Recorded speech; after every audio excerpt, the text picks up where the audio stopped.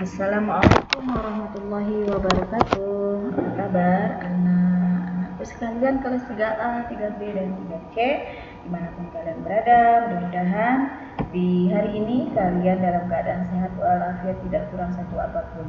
Insyaallah hari ini kita akan melanjutkan video pembelajaran pendidikan agama Islam dan budi pekerti bersama Ustazah Hani, dan materi kita hari ini masih berhubungan dengan pelajaran 5 tentang ibadah sholat. Ustazah harap materi yang kemarin kalian sudah bisa paham dan tidak lupa untuk mengerjakan sholat di rumah kalian masing-masing. Baik anak-anakku sekalian, untuk memulainya mari kita membaca basmalah bersama-sama. Bismillahirrahmanirrahim. Nah, untuk video kali ini kita akan belajar tentang hikmah ibadah sholat. Sholat merupakan ibadah yang tidak boleh kita tinggalkan, karena hukum sholat itu, terutama sholat fardu, itu hukumnya wajib. Siapa yang rajin melaksanakannya berarti ia telah menegakkan agama Islam. Sebaliknya, jika ia meninggalkan sholat, maka sama saja ia telah menghancurkan agama Islam. Kenapa? Karena Rasulullah Shallallahu Alaihi Wasallam bersabda, sholat adalah tiang agama. Siapa orang yang menegakkan, maka berarti ia telah menegakkan agama. Dan barang siapa meninggalkannya, maka ia telah merusak agama. Nah, ini adalah hadis Rasulullah yang disampaikan untuk seluruh umat Islam. Jadi, jika kita mendirikan sholat, berarti kita telah menegakkan agama kita. Tapi kalau kita meninggalkan sholat, berarti kita telah merusak agama kita. Kenapa? Karena sholat itu seperti tiang agama. Jadi kalau mau tiang itu berdiri dengan kokoh, maka sholat. Tapi kalau mau tiangnya roboh, berarti dikarenakan kita tak sholat. Itu kenapa kemudian sholat itu hukumnya wajib. Namun ada juga sholat yang hukumnya sunnah. Nanti Ustazah jelaskan ya. Oke, kita lanjut. Nah, karena begitu pentingnya, maka sholat menjadi salah satu rukun Islam. Seperti yang kita tahu, rukun Islam itu ada 5. Sholat itu adalah rukun Islam yang kedua. Yang pertama itu adalah syahadat, yang kedua sholat, yang ketiga puasa, yang keempat zakat, yang kelima naik haji bagi yang mampu. Nah, kelima hal ini merupakan bagian dari agama kita dan hukumnya adalah wajib. Amal ibadah yang pertama kali nanti akan ditanyakan oleh Allah Subhanahu wa Ta'ala di akhirat adalah sholat. Apakah kita mengerjakannya dengan rajin atau tidak? Nah, sholat sendiri waktunya itu sudah ditentukan. Sholat yang wajib kita kerjakan itu, yang hukumnya tadi wajib Ustazah jelaskan, yaitu sholat subuh, zuhur, asar, maghrib, dan isya. Kelima sholat ini hukumnya wajib, dan kalau tidak dikerjakan maka berdosa. Sholat juga bisa menjadi salah satu cara kita melepaskan lelah setelah beraktivitas. Misalnya emak kita habis masak seharian, kemudian misalnya sholat dulu, sholat duha pagi itu kan. Kalau sholat duha sunnah ya, tidak wajib. Sholat duha itu rasanya enak badan tuh, ya. Sholat zuhur, sholat asar. Nah, selain itu, sholat juga bisa menyejukkan hati dan menenangkan pikiran. Kenapa? Karena sebelum sholat kan kita wudhu tuh, air wudhu yang sejuk tuh. Kalau kita lagi misalnya letih kena air wudhu, rasanya segar badan, rasanya sejuk rasanya gitu kan. Nah, itu kenapa sholat bisa menyejukkan hati dan pikiran.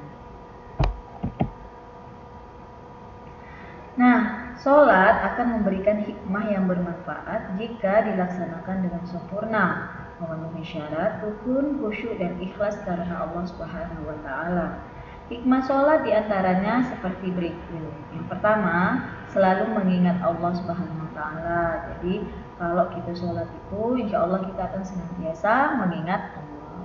Yang kedua, mendekatkan diri kepada Allah. Nah, salah satu cara kita mendekatkan diri kepada Allah adalah dengan sholat. Dalam hadis Rasulullah juga disampaikan bahwa jarak terdekat antara seorang hamba dengan Allah adalah ketika dia sujud dalam sholatnya. Jadi ketika dia sujud dalam sholat itu, pada saat itu dia sedang mendekatkan jaraknya antara dia dengan Allah supaya dia menjadi orang yang dekat dengan Allah. Yang ketiga, hikmahnya adalah disiplin waktu. Karena kita senantiasa sholat tepat waktu kan. Kalau sudah masuk asar, sholat asar. Kalau sudah masuk sholat maghrib, tidak dilalaikan, tidak terlambat, maka insya Allah kita akan senantiasa disiplin dengan waktu. Yang keempat, hikmahnya adalah hidup bersih. Kenapa? Kan kalau mau sholat harus bersih. Ya kan kita udah belajar kan tentang hidup bersih.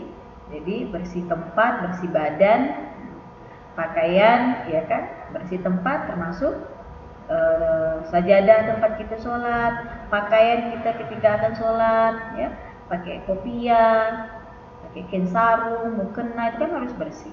Maka dengan kita rajin sholat, insya Allah kita akan menjadi orang yang menyukai hidup bersih. Yang kelima, hikmahnya adalah hidup tertib dan teratur. Karena kita sholatnya tepat waktu, ya, tidak molorkan waktunya. Jadi dia teratur hidupnya, tertib juga. Sholat itu kan harus sesuai dengan rukunnya. Rukun yang terakhir kalau sholat itu kan tertib. Tidak boleh misalnya habis sujud langsung ruku lagi, atau habis baca Al-Fatihah langsung ruku, tidak baca surah pendek, kan tidak boleh. Semua sudah ada syarat rukunnya. Kalau tidak tertib, tidak sah sholatnya. Nah, dengan begitu, maka insya Allah kita akan senantiasa menjadi orang yang hidupnya tertib dan teratur.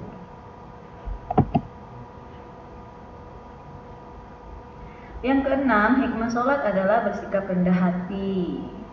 Ya, karena kita senantiasa menundukkan diri kita kepada Allah, maka insya Allah hati kita pun juga akan menjadi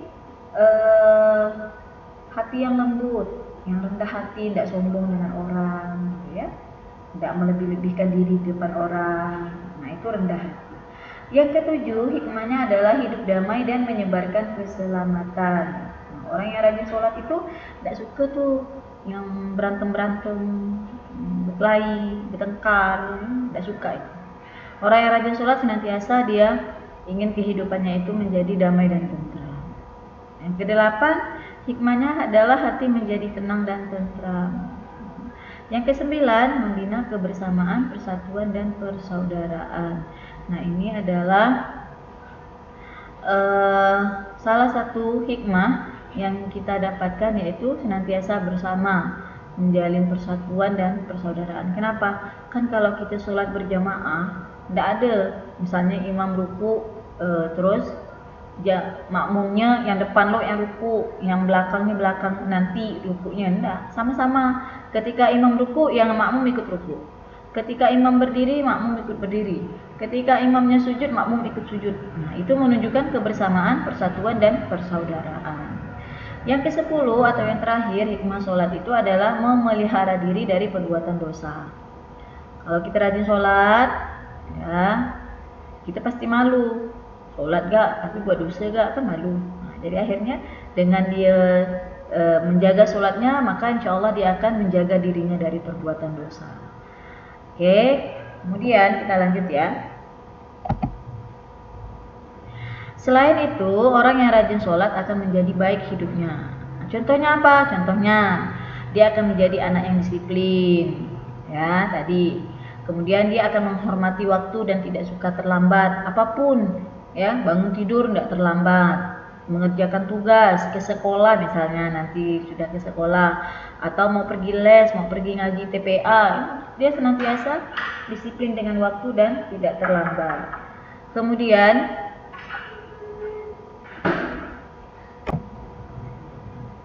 yang ketiga, akan mudah berkonsentrasi mengerjakan pekerjaan, termasuk ketika belajar, ya. Jadi orang yang rajin sholat itu hidupnya akan senantiasa mampu berkonsentrasi dalam mengerjakan apapun, baik itu pekerjaan kalau dia bekerja, atau kalau dia seorang pelajar, dia akan mampu fokus dan konsentrasi dengan pelajarannya. Yang keempat, akan merasakan hidup tenang. orang yang rajin sholat itu hidupnya akan tenang, tidak susah, karena dia yakin bahwa segala sesuatu sudah diatur oleh Allah Subhanahu wa Ta'ala. Nah, baik anak-anakku sekalian, demikian pelajaran kita hari ini. Insya Allah di video berikutnya kita akan masuk pelajaran ke-6 tentang kisah Nabi. Nah, Nabi apa? Nah, nanti kita tonton videonya ya. Terima kasih karena kalian sudah menonton video pembelajaran kali ini. Mudah-mudahan bisa kalian pahami. Kalian juga bisa membaca-baca buku yang kalian miliki, buku PAI itu bisa kalian baca. Dan kalau tidak jelas bisa ditanyakan kepada orang tua di rumah. Sekali lagi Ustazah ucapkan ya terima kasih karena sudah menonton video pembelajaran kali ini. Kita akhiri dengan membaca hamdalah bersama-sama. Alhamdulillahirabbil alamin. Assalamualaikum warahmatullahi wabarakatuh.